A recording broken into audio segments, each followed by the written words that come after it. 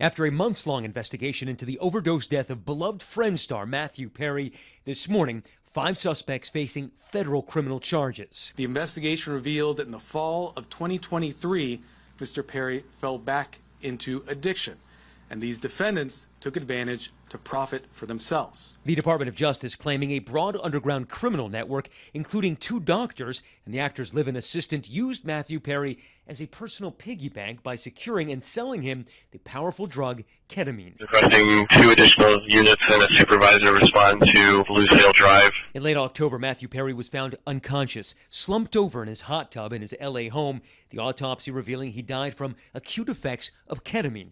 Matthew Perry sought treatment for depression and anxiety and went to a local clinic where he became addicted to intravenous ketamine. When clinic doctors refused to increase his dosage, he turned to unscrupulous doctors who saw Perry as a way to make quick money.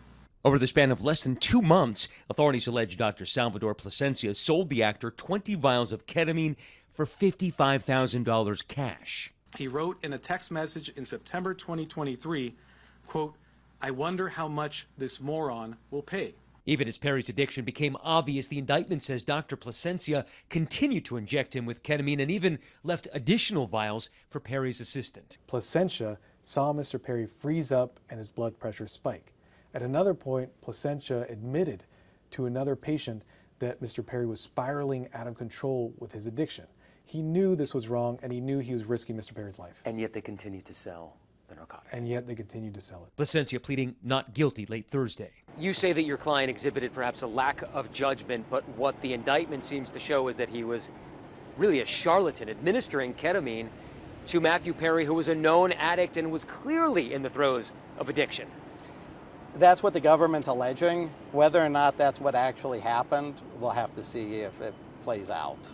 Prosecutors say that after Plasencia became too expensive, Perry turned to Jasveen Sangha, an alleged drug trafficker known by her customers as the ketamine queen. Why did Matthew Perry stop procuring the ketamine from those 2 doctors and go to the ketamine queen, as she was known? At some point, Mr. Perry decided to go to a different supplier, and she was able to procure even larger amounts of ketamine, 50 vials over 2 weeks. And she was giving him a better price than the doctors were. She got $11,000 in cash, as opposed to $55,000 in cash. Perry's assistant would then receive the drugs. According to Kenneth Iwamosa's plea agreement, he injected Perry with the ketamine at 8:30 a.m. on the morning of his death. Again, a second injection at around 12:45 p.m., and then a third around 40 minutes later, in which Perry allegedly asked him to shoot me up with a big one. Matthew Perry shot to fame playing the quick-witted Chandler Bing on Friends. Perry sat down with our Diane Sawyer in 2022, acknowledging that sobriety for him has been a lifelong challenge. How will we know when you're in trouble, when you're not okay?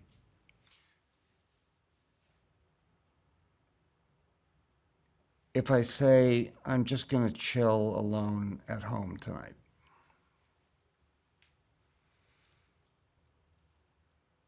And part 2, the other thing, is if I ever say I'm cured.